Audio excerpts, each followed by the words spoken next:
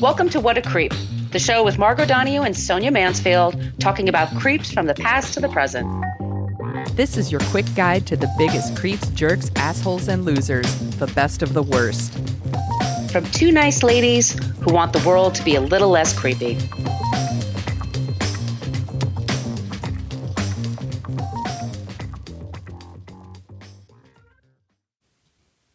Welcome back to What a Creep. This is Margot Donahue, and my cohort in creepitude, as always, is the amazing Sonia Mansfield. Hey, Sonia.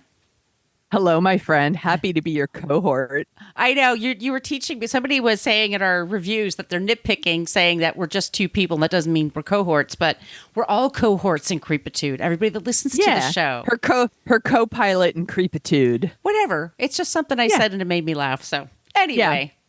It's fine. It's fine. We're the show that talks about creeps from the past to the present. We're talking about a creep that's been in the media lately today. We do have a basic Facebook page, but we don't really use it. That's just a place where people go to complain about our language. Just letting y'all know, we use salty language in this program. Yeah, fucking deal with it, cohorts. If you want to interact with us, the place for most interactive is in our Facebook group, and it's a private group. You do have to ask to join. It's What a Creep podcast group. Excuse me. Just don't act like a creep, and you can hang out with your fellow cohorts in creepitude. We're on Twitter, as long as that exists, at CreepPod, because somebody had What a Creep on Twitter. Yes, I am dead naming it, but never used it. Creep.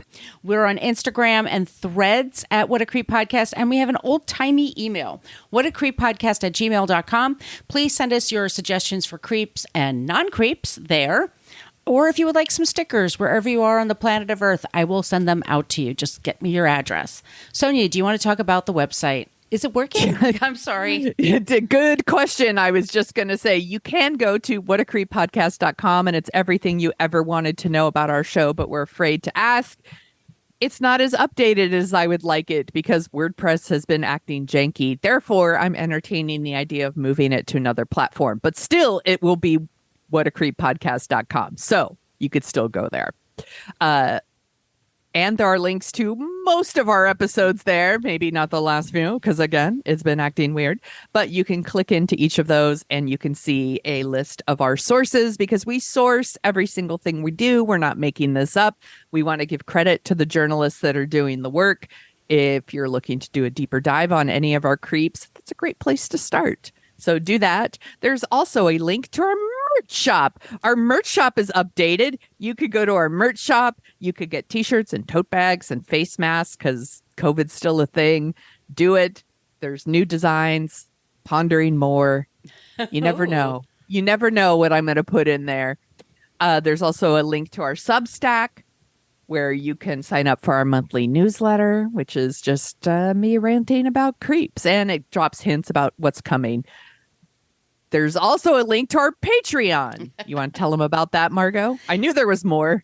But wait, there's more. There's more. Patreon. That is our Patreon page. That's a place you can go to support us. We use the money for stuff like all of the news outlets that we subscribe to and the software and all that good stuff. We also have our first 8 seasons. This is, by the way, season 22, episode 1. Whoa. So this is amazing. This podcast is old enough for Dane Cook to marry it. We're also... Sorry, I need a minute. That's funny. Thank you. We're going to have to put up season 9 pretty soon, I think. But anyway, right now there's season 8 up there. We put out 8 seasons, excuse me. They're also put out 2 bonus episodes every month. We put out 2 this week, so we do get them in there. Usually, though, we space it out a little bit more. Normally we space it out a little bit, but I was traveling and then I got the vid, like you do. Like what happened. So also, we'd like to thank I want to thank, first of all, Claudia, Laura, Rish, and Kelly, all of y'all for signing up for Patreon. We totally appreciate it. We're also going to be sending out holiday cards. So remember that. All Patreon members get those every year. And, and if you would like to help us out, but money's tight, just tell a friend about the show, put a sticker on your laptop, whatever. But also leave us a review wherever you get your podcast. Be sure to subscribe, but also leave a review. And I'd like to thank Papa Ferriking, who was, anyway, talking about our cohort stuff. Yeah, and also, which is, by the way, is totally yeah, fine. we were You're laughing allowed about to- it. Yeah. We were goofing about it. And Smurf Kisser 17 for giving us 5 stars. Smurf Kisser. We love these names. Good names. What, the Smurf? Are you ready, Sonia, for us to talk about our creep today? Can't wait. Okay. So excited. We are talking about Jann Wenner, who's been in the news. A couple of weeks ago, he did an interview with the New York Times. He was the editor-in-chief of Rolling Stone magazine between 1967 and 2019. He was a cultural gatekeeper all that time. If you were on the cover of Rolling Stone, you were cool. At least according to Jann Wenner. This was... You'd made it. Like you had made it, It was a coveted thing to get. You wanted to be on the cover of Rolling Stone the way models want to be on the cover of Vogue. Correct, Sonia. Or like any other Soap Opera Digest or the country music magazines, whatever you're into, movie line, this Rolling Stone was definitely, it was a music magazine. It was definitely white centered when it started. And it was supposedly getting better about that. And then he decided to release, he did a autobiography, last year that sold very well, Jann Wenner. And he did a lot of publicity for it. So he decided, you know what? Why don't I'm in my 70s. Why don't I put out a book, all of me interviewing my best friends and call them the masters of rock and roll? And they're all white men. What could possibly... Dude. Yeah. And you could do that. By the way, just rename your book. Just call it, these are my buds. I don't know. Yeah. These are, right. I mean, it's my go-tos. I don't care. But language is important. Words matter. Yeah. We've talked about that many times on this show. And people are allowed to say when they think you suck. They're allowed to say they don't like they don't like the cut of your jib, and they're going to call you out. I think that's that expression. I could be wrong about that as well. But That sounds right. Yeah. But let's talk about him. He's also the person that helped create the Rock and Roll Hall of Fame and all the rules that has, and all of the people that don't belong there, which is a long, long list, by the way, as well. But as I said, this is somebody who was a cultural gatekeeper. He told us what was cool and what was not cool, and he did it with an iron fist. He did it with this whole thing of a worship of celebrity and money and power that's, I'm dare to say, Trumpian level. Yeah. I dare to say that, Sonia.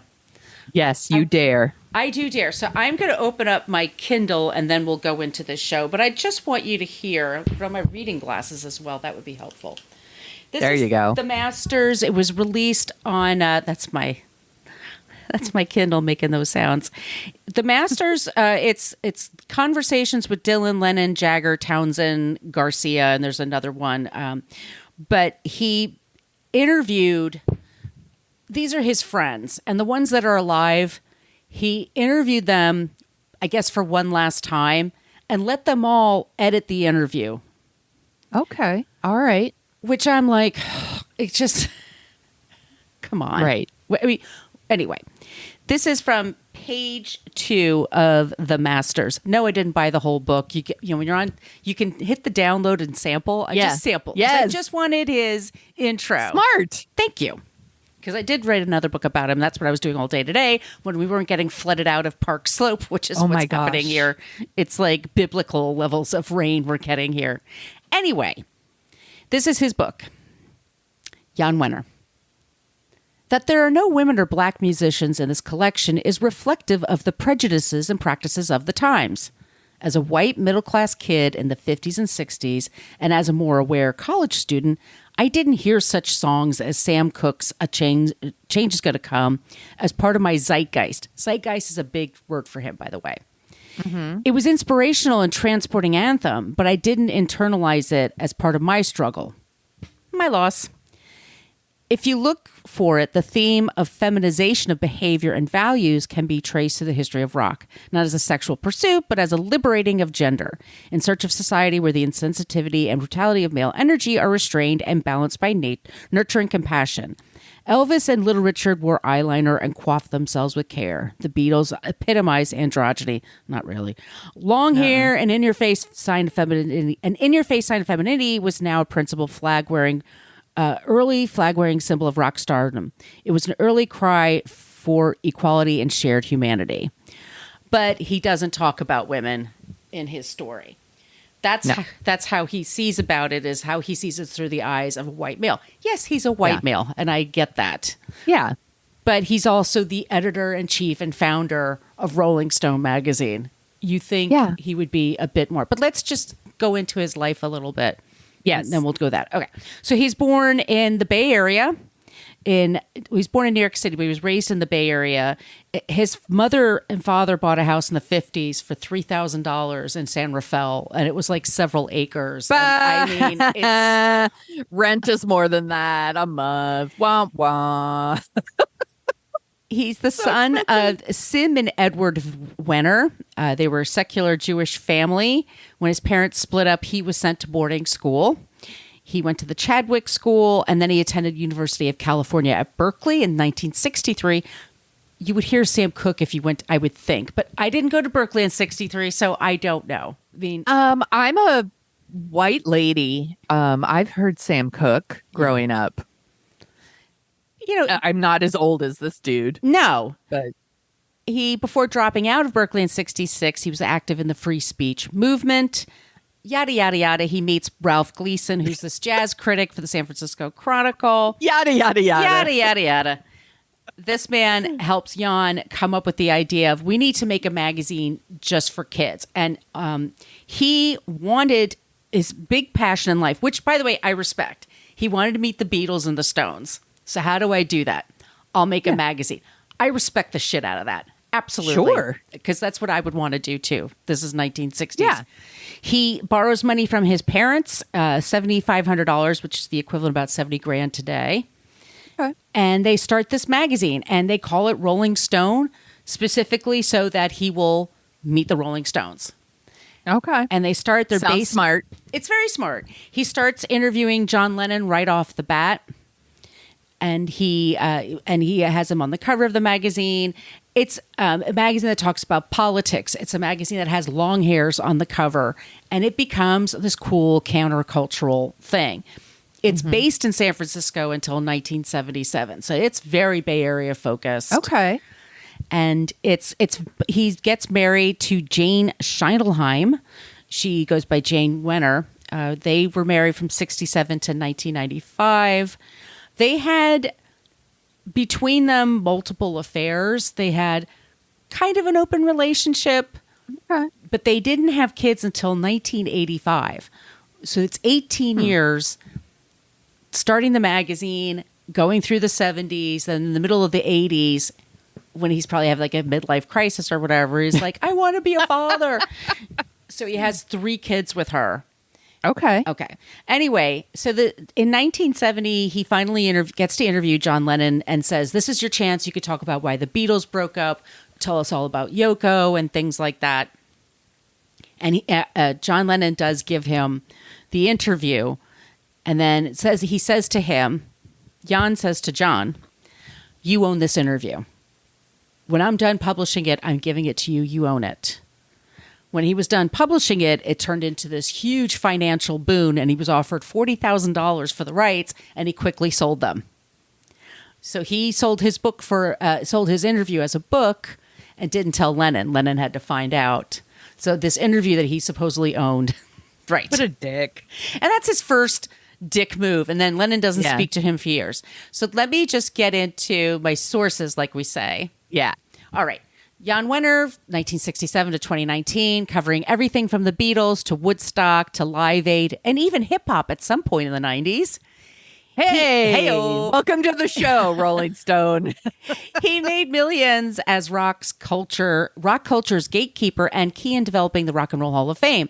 For decades, critics derided Rolling Stone as a bastion for white, male-centered worldview, with little appreciation for women or people of color. They were often, by the way, sexualized on his covers. That's how you got a cover with Rolling Stone if you were a black person or a woman or both.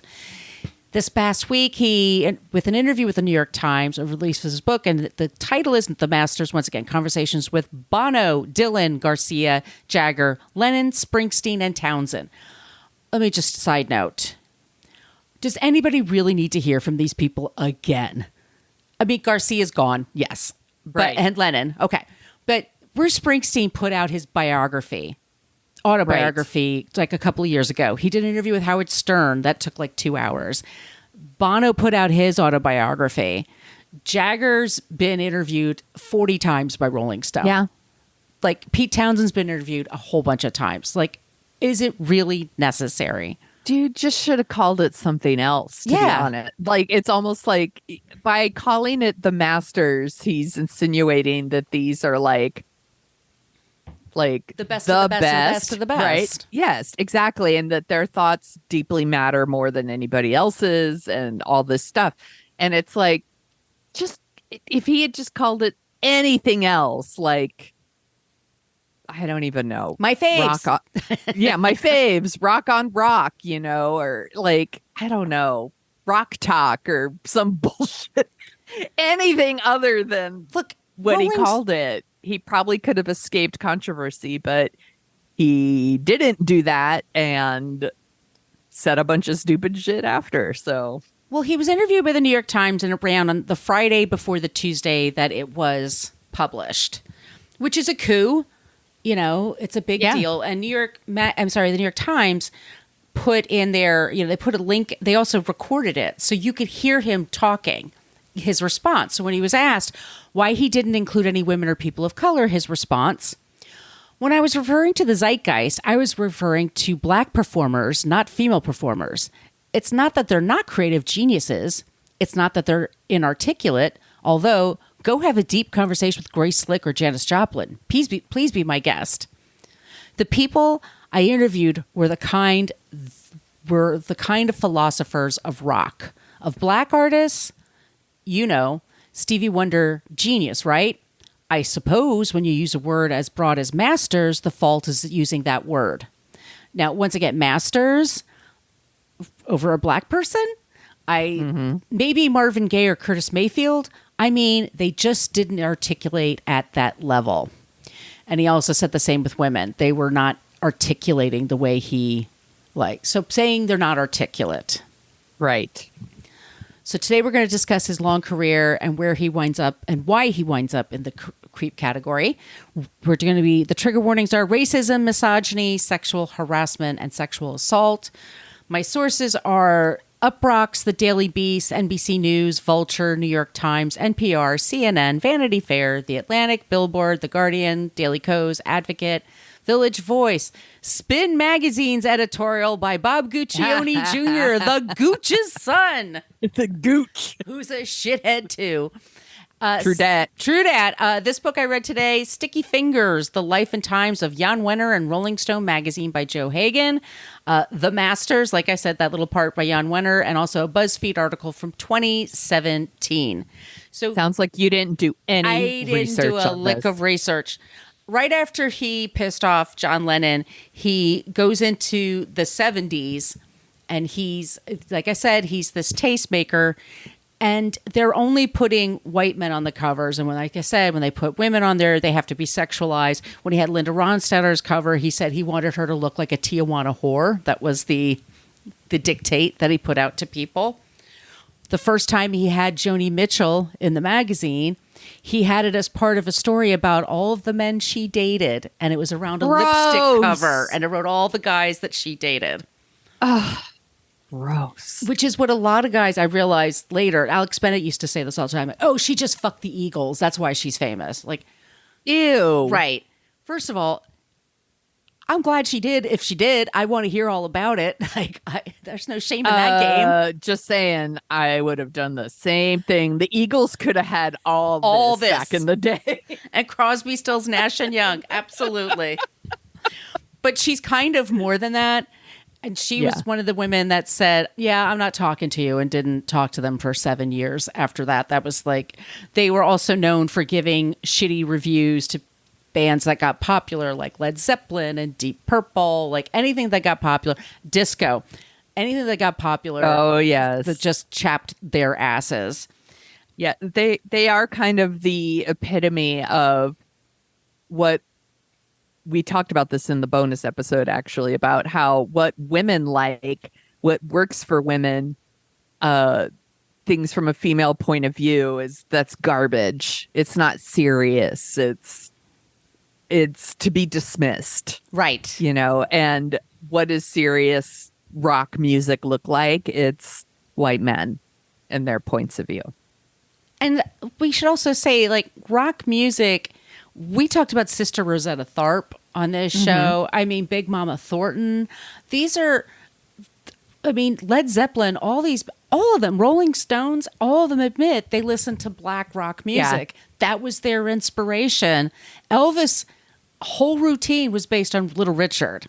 Yes. Completely stole from Little Richard. Mick Jagger used to not dance at all in concerts until he saw Tina Turner dance. And then he was imitating Tina Turner. Yeah. Tina Turner isn't good enough to interview. I mean, I just was like Chrissy Hynde from The Pretenders. He went through the entire 70s, and he basically ran a magazine. I get that. You have to deal with the publishing side. You have to deal with the edit. There's a lot of decisions you have to make. But you're still the editor-in-chief of Rolling Stone. How are you not interested in interviewing Stevie Wonder in the 1970s? Songs in the Key of Life, Intervisions, like, that never like occurred to you to speak to a man who was born blind and and can play all these instruments perfectly and change rock and roll. Or do you want to make, and talk about problematic, but like, you don't want to talk about Michael Jackson? Like Quincy Jones? Yeah. I mean, these people changed music, and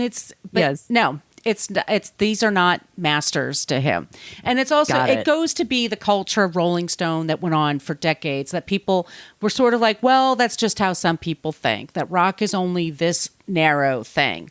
And he goes through the 70s, and it's pretty much, that's the case.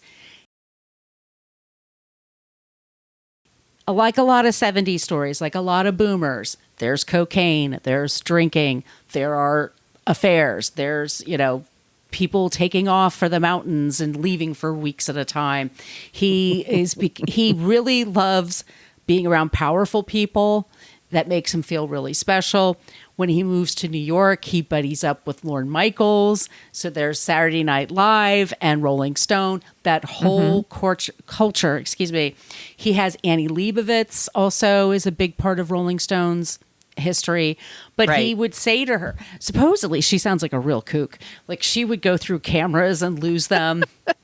She was constantly late for her bills. Like, she was always spending money she didn't have because she just couldn't keep track of it. But he got to a point where Rolling Stone went from putting interesting covers out to all of a sudden it was like a white background. If you look in the 70s, all white background and just people.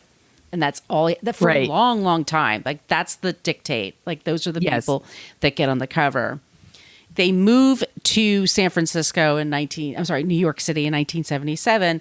So then we go into the 80s, and there's more women being prominent, like the Go-Go's, for example. But how do they get on the cover of Rolling Stone? They have to be in their underwear, which I agree that is a part of their image, but it is something they had to do to get on Rolling Stone. Like that, they weren't going to ask them about other things. Like that there's a lot of cheesecake that went on with that. Yes. And it only got worse in the 90s, by the way. It did. And I would say this, Rolling Stone, especially when it started being more political and more newsworthy in the 80s, was very well researched. And that's one of the ones I pay for, and it's expensive. But I feel like they had they had a lid on it. They had very good, they had a lot of really interesting articles that came out with the rise of the AIDS crisis, with Abscam, with, all kinds of, shenanigans that were going on in the 80s. But they were losing their cool factor because they were now in their 40s. They were becoming yuppies. Yeah. So 85 is when Bob Cuccione Jr. starts Spin magazine. And that's the alternative magazine. They have hip hop people on there. Now, he also, Cuccione likes to put out articles that are like, HIV doesn't cause AIDS, does it? I don't think so. Just asking questions. Questions. And he also had some sexual harassment charges against him. So fuck that guy. Anyway, into the 80s we go, and around 83 he starts to come up with, we need to have a Rock and Roll Hall of Fame. So, and at first they were going to just make a TV special. We did a lot of TV specials with Rolling Stone. But then someone said, no, we want to actually make a museum and put it in Cleveland and then have it be a thing every year. And they were like, oh shit, like this could be a whole thing. So he was he was at the chair of the board. They came up with the rules. It has to be 25 years after your first single or album. Okay. But who gets in there? Right. And of course, it's easy at first. It's like, of course, Chuck Berry and the Beatles and Elvis and James Brown and like all that seems to make sense. But as the years go on, it's like not a lot of women are here. Right. Not a lot of women seem to make it to the cover. Or if they have to be super successful to be considered, like Madonna. Right. Madonna, I'm like, maybe Janet Jackson? I think like more 90s than 80s. Yeah. Whitney Houston, maybe in the 90s. Maybe Whitney. I think when Hart had the big hair, when they were doing that stuff. But they parse it out very randomly. Oh, for sure. I'm sure it was like, we had a woman on the cover last month, so we can't have a woman on the cover this for another month. year. We already had a woman on the cover this year. They were also very slow with adapting to hip hop and rap. Yeah. And did not understand like how that had anything to do with rock. It became once again like, this is what rock and roll is. It's like white males. It's about okay.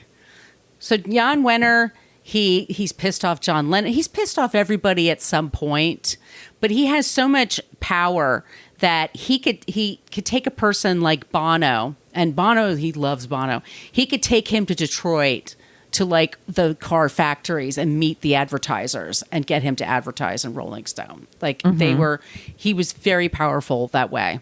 It actually sold records. It was a big deal. There were some more controversies. One of them being Hunter S. Thompson, who was in the 70s, one of his more chaotic hires. You can find videos of Thompson going into Wenner's office and using the fire extinguishers to attack him as he walks into the office. It cracks me up. But he started saying that, he was losing his touch, that in the 70s, they were really going for like Watergate and no nukes and all this stuff. Yeah. And in the 80s, sort of like, they didn't really seem to whatever. In the 90s, there was in the 80s, there started also to be that there's certain artists that just never got bad reviews, like the Rolling Stones. Right. And one day, one of the artists in 96, Jim DeRogatis, he did a review of Hootie and the Blowfish's album. Wasn't a fan. And the album was huge, by the way. Yeah. And he got some pushback for it, and he said in an interview, the reviewer, if Wenner was a fan of Hootie and the Blowfish, it's because he's a fan of any band that sells 8 million records. He got fired the next day. Damn. You're expected to promote what's popular. Yes. And not have an opinion. In cool job when it's your job to actually review things. Don't keep that opinion in check, sir. just write glowing things about Keith Richards' solo album, which, by the way, I really enjoy. But it's like no one cares. It's like they've been around forever. In 2017, in 97, Wenner's media, and it included, by the way, Us Weekly, a thing he started in the 80s as a monthly magazine. Somewhere when Bonnie Fuller took it over, it really got popular. And Us Weekly, like every week, they started Benifer and all those like cutesy nicknames for people, Brangelina. Like, yes, that's Us Weekly, and that's Bonnie Fuller. And they still do the like, who wore it better, and celebrities, they're just like us. Someone's sporting a baby bump. That's what someone drives me crazy. So he's making tons of money from that. But he gets into arguments with Bonnie Fuller. And Bonnie Fuller, I know because she used to work at Condé Nast when I was at Condé Nast, and she kind of is a prickly personality. So, and he wants people that'll just do what he wants them to do, whatever. Of course. Right. But anyway, they part ways, and she joins, not the Inquirer, I think the Star magazine for a little bit. And he was interviewed about it, and he said that she was homely and she was hard to look at because there's nothing attractive about her. I mean, he's just so shitty. Yeah. Yeah, so, that means a lot about her work. Exactly. Yeah, what a dick. He's a huge dick. There was a huge scandal with Rolling Stone in 2015 when they reported that there was a rape on campus at UVA.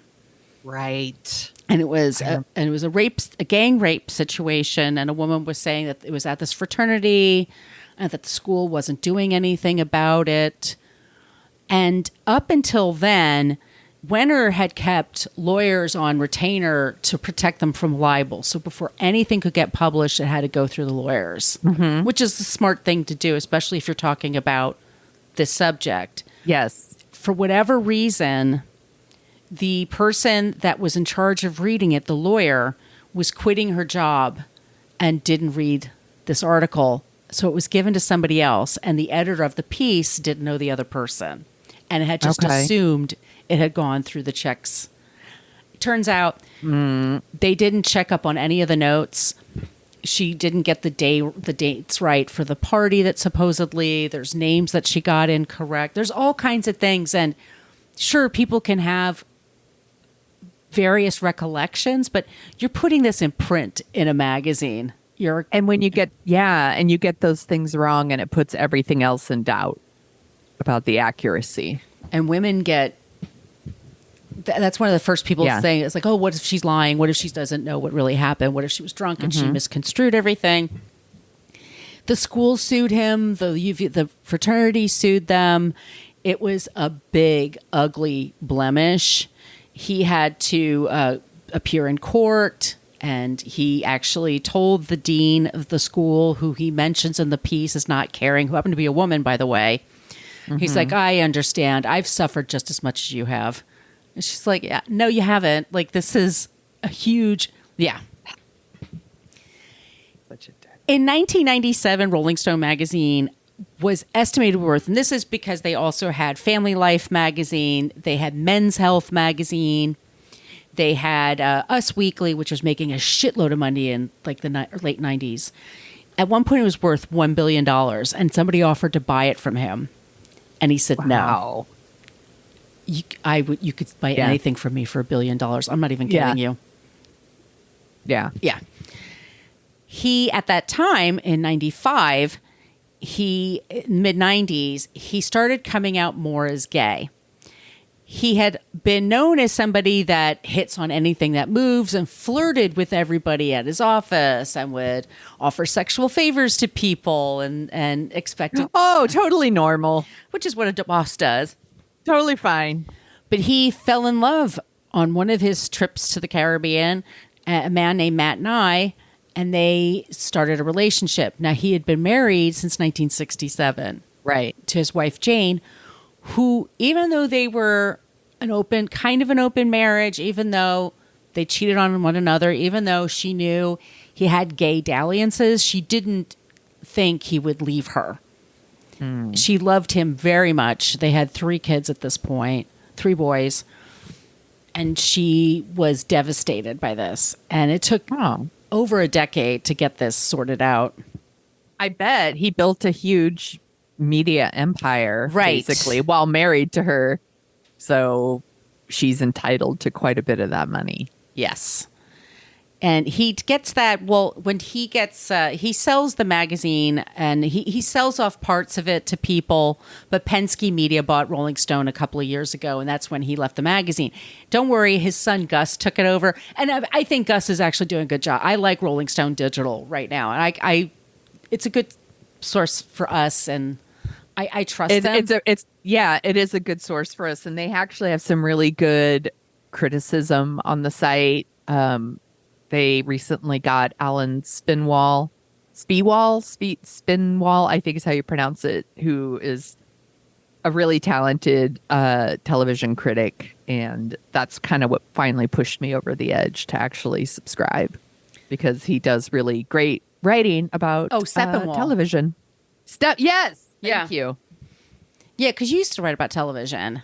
Yes, I did. So there were certain writers that I still just would read because I think that they have interesting takes and are very honest in their assessments. Yeah. I like his writing, so I still follow him. Yeah, I think he was at Newark Star Ledger or something like that.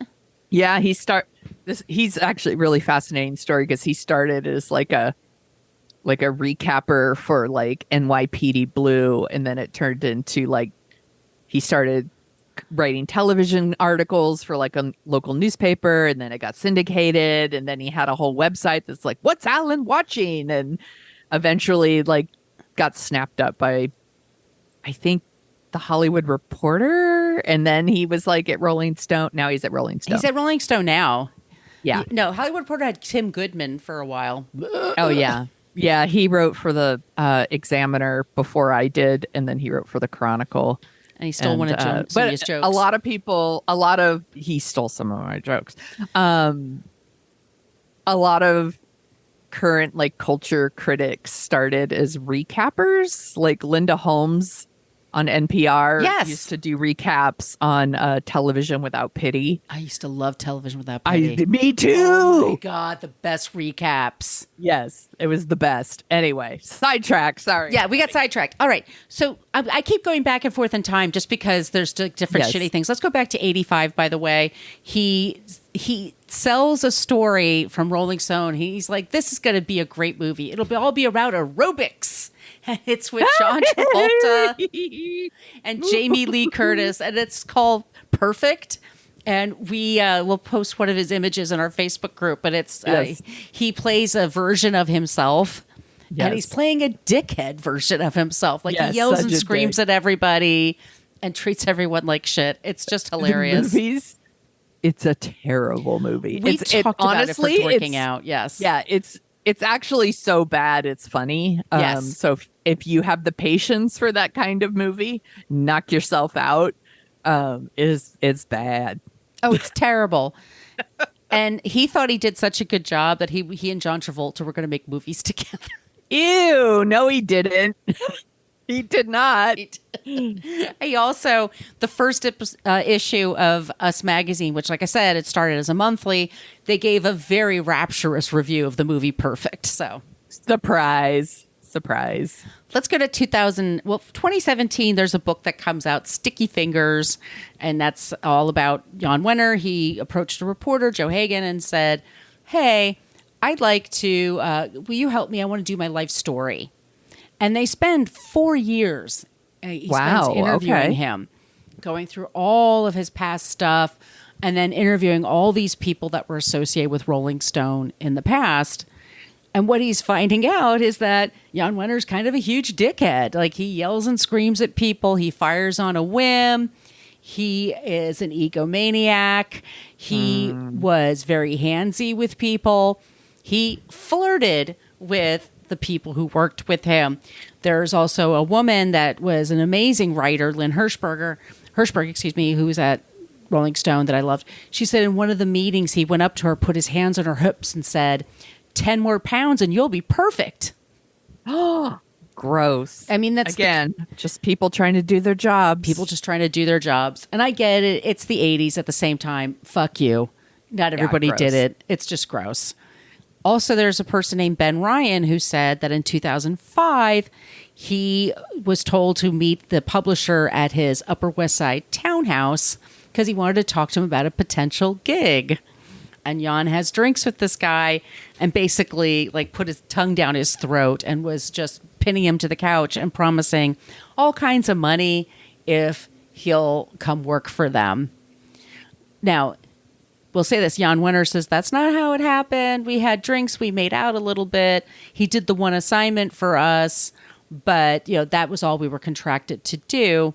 He did do the one assignment, but he said, I had Jann Wenner's tongue in my mouth. I went along for a second, but then something to the effect of, oh, please, I'm not that kind of girl went through my head. Wenner had been out for about 10 years at this point.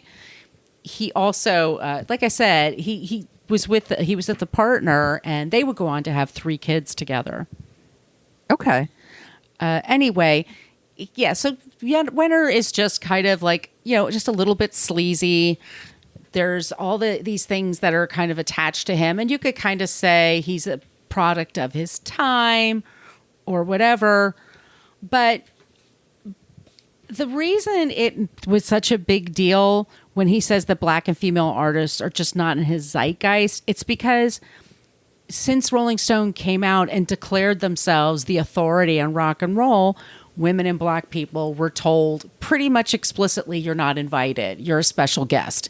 You can watch what we're doing and you can appreciate our views on it, but you're not welcome here. It's erasing people from that deserve to be acknowledged. And I want to just talk about a couple of people who respond. And he immediately, by the way, he was fired from the board, and it took like 20 minutes, like the Rock and Roll Hall of Fame. And there are people saying for years, how come this person and not that person in the Rock and Roll Hall of Fame? What do they have to do to get in there? And it's sort of like these rules are, I don't know. They're arbitrary. It's like That's sometimes a good word, they apply to some people, they don't apply to others. It's very willy-nilly. Do you know the band Living Color? I'm the cult of personality. They started the Black Rock Coalition in 1985 and said this to the Masters. The very idea of a book called The Masters, which blatantly omits the essential contributions of black people of color and women to rock and pop culture, speaks a much larger and more systematic problem. And it's an insult to all of us who sat at the feet of these overlooked geniuses. It is so exclusionary to say that women and black people don't deserve to be a part of the conversation. It's not just a matter of it's his opinion. He's fucking wrong. And people are allowed to say when you're doing something wrong. And I want to say this is from the Spin Magazine, Free Speech in Defense of Jann Wenner. This is from the Gooch Jr. Gooch. I have always admired and respected Jann Wenner and still do. Yes, I know what he said in the New York Times, and that a day later he was unceremoniously dumped from the board of directors of the Rock and Roll Hall of Fame, which he co-founded. But isn't he entitled to his opinion? Isn't he? It's inaccurate, and you can't always say someone is wrong in their opinion, but in this case, he's empirically wrong. But all he's guilty is expressing their opinion in clumsy language. That's not just clumsy language. Like, once again, this is specifically denying the contributions of people. He then goes on, the Gooch goes on to say, I interviewed Sinead O'Connor and Tori Amos, Killer Mike, all these people. And it's like, okay, congratulations. And then he goes right into, I know, phony liberals and their problems. And then he talks about that there was an artist who wants to talk about puberty blockers and kids. And it's all of these, Royson Murphy. I think that's how you pronounce it, Royson Murphy. And it's going back to this ridiculous argument that these purity blockers and all these things are hurting kids. All these mass kids are being dosed. There's nobody in charge. There's nobody taking. Right. And you and I have talked about this like ad nauseum. Like it's between the decision between the kids and their parents and their doctors. Yeah, it's and none it of our goes business. There's so many processes before they go to anything like that. So just casually. Seriously. Like, dude, you used to say HIV didn't cause AIDS, and now you're like jumping on this fucking train. Like, just shut your goddamn mouth. Shut the fuck up. They're acting like they put the shit in vending machines at schools for kids. This is not how it's working. It's none of your fucking business. Yeah. Mind your business. Mind your the gooch. business. Yeah. Fuck the gooch. I also want to say one more time when it came to the book, once again, that the Sticky Fingers book, he said that, oh, yeah, I'm sorry, let me look for it. Oh, yeah. This is to a former editor in 1973. He, Jann, fancied himself as sort of a polymorphous, perverse William Randolph Hearst. He joined Rolling Stone in Glenn O'Brien joined in 1973 and quit after what he said were Wenner's unwanted advances. He told me he'd slept with everyone who had worked for him. So this is like the environment that this is how he treats people. This is his narcissism. This is his like demand that his worldview is more important than anybody else's. He apologized the next day because he knew he fucked up. Right. And I'm sure the publisher gave him a talking to. Like, you had all this time to come up with talking points. And you just doubled down. Publisher should have said something before the book even. An editor should have read that book and been like, where are the women? Where are the people of color? Where's your reasoning for not putting him in there without saying that because they're inarticulate, because they can't speak for themselves? Fuck you. I mean, these are... Unbelievably, it's just it's lazy. It's lazy as fuck. It's lazy and it's ignorant. It's like try, I don't know, talking to people, asking questions, being curious, not talking to the same 5 fucking people over and over for 40 years. Like, what a dick. Chuck D. Like all these people he could be talking to and include here. Like Dolly Parton, these. Yeah. Oh my God. How do you not talk to Dolly Parton? What an asshole. Right. Anyway, that's our creep this week. Jann Wenner. Good job, my friend. What a fucking dick. He's just such a dick. One of the original names for the show. What a dick. What a dick. Good job, my friend. Thank you, my friend. Do you want to hear about a magazine that's not as creepy? Yes, please. Okay. I decided to go with a publication over a person. So I wanted to talk about Ms. Magazine. So it's MS period Ms. Magazine. It was the first magazine in America that was owned, run, and written by women. It was co-founded in 1971 by Gloria Steinem. She's a journalist, social, political activist, in case people don't know. And Dorothy Pittman Hughes. She was a Black feminist, child welfare advocate, and a lifelong community activist. She died last year. So from like 1972 to 87, it was a monthly magazine, and it's now quarterly, but you can go to their website and it's updated all the time. So before Ms. Magazine, most magazines marketed to women were about like finding a husband, saving marriages, raising babies, using the right cosmetics, cooking, things like that. One of the other like editors of the magazine said once, women's interests are much more profound than how to make meatloaf 12 different ways.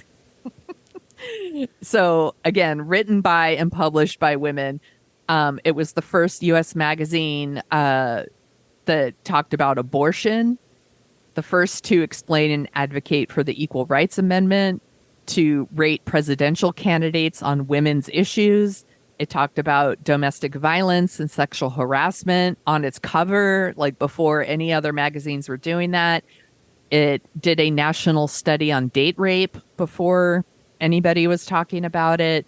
And then they were very much about like the influence of advertising on magazine journalism. So the idea that like if you placed an ad in, if you, whatever magazine, whatever lady magazine, and then they give you a good review, you know, that sort of thing. They called all that kind of stuff out. They also had pages devoted to like women's history and to stories and poetry that are written by women. And so it's not just about what they covered too. There were like women writers, women reporters that couldn't cover like real stories. Like they weren't allowed to. I just recently watched the movie on Hulu about, oh God, who was it? The one with Keira Knightley, about the Boston Strangler. Do you remember? Oh, yes. Yes. And there was a whole thing where like women weren't allowed to report on things like that. When they did, like they would like run their picture with the story. Like it was very weird.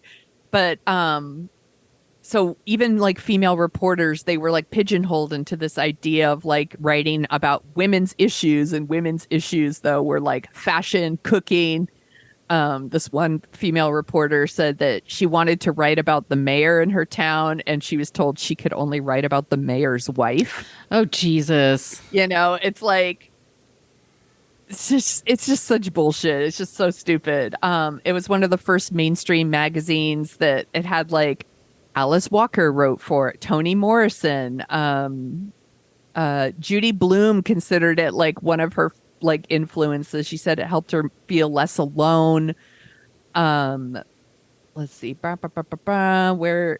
Oh, at one point, like this prominent male journalist, he like said that the magazine wouldn't last long, that women would run out of things to say. Oh, yeah. Yeah, and because we don't talk. Yeah, we don't talk. So in 2020, it released its first podcast called On the Issues with Michelle Goodwin that still has new episodes all the time. They just did one about the 50 years of hip hop, and they interview a lot of the women that are in the documentaries that I've talked about in Roxanne. past episodes. Yeah, about like women's contributions to hip hop. They also have a whole bunch about the various Trump indictments. I mean, they'll never run out of material if they want to do that. I went to the website today, and they have stories about like banned voices from the classroom, how they're like removing books by like voices that aren't white men, basically. They're talking about the oppression of Afghan women. They have stories about abortion rights all over the country, about coercive control. And just 2 weeks ago, a book came out called 50 Years of Ms., the best of the pathfinding magazine that ignited a revolution. And it's got all kinds of like stuff about the art covers, the photos. And then there's pieces by or about Bell Hooks, whom I love. I'm reading Bell Hooks right now. Alice Walker, Nancy Pelosi, Billie Jean King, Toni Morrison, Eleanor Norton, Alison Bechdel, and Bechtel. Bechtel, thank you. And Brittany Cooper, among many others. When I went to the website, I started reading a bunch of stuff, and I was like, this is really good. And I immediately subscribed. Good. So you could just go to MsMagazine.com if you want to subscribe. I think it's very cool. I know there was Katrina Longworth just was talking about this magazine like a couple episodes ago, and I should have signed up then, but it's good stuff. That's a great job, Sonia. Thank you. They've had problems. They've been called out for like sometimes like being too like, it's like the idea that they're like too feminist, but then they're like it was the idea of you're too radical, and then or you're not radical enough, or how are you like why aren't you covering like issues for lesbians more? Why aren't you, there needs to be more coverage of issues for rural women over urban women, like all the stuff. And it's like, I feel like from what I've read, it sounds like they are constantly trying to learn from their mistakes and adapt and like, which is what they should do.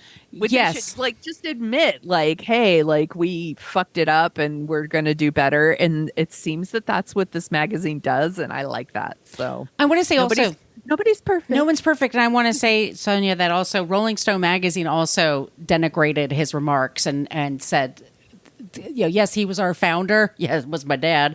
But no, it's not okay. Because they completely report about women and hip hop now. Like it's a big part of the editorial there. Yeah. But good job, Sonia. Well, if Thank you like you. the sound of our voices and would like to hear us talk about a comedy that is a favorite of ours, we co-host a show called Dorking Out where we dork out about films. What are we talking about next, Sonia? The Brady Bunch movie from 1995. I watched it last night. It's streaming on Amazon Prime, y'all. It holds up. I'm going to be watching it today. I'm looking forward to it. Please, once again, send us your suggestions at all those places I mentioned at the top of the show. We love when you use the Annie Potts gift. We got one from Ghostbusters, or use something of your own. Our email, once again, is whatacreeppodcast@gmail.com. If you'd like some stickers, let us know. If you like what you hear, please leave a review and all that stuff. If you don't like it, just move about your day. We don't have to go anywhere. We could just... You didn't make it to this part of the show anyway. Right. In the meantime, everybody, we'll be back next week with a new episode. Stay safe. Be calm. Be nice. Don't be a creep. Be creep. Thank you for listening to us talk about creeps. You can follow us at What a Creep Podcast on Facebook, Twitter, and Instagram. But don't follow us too closely. You can email us your creepy stories at whatacreeppodcast@gmail.com. But please keep your dick pics to yourself.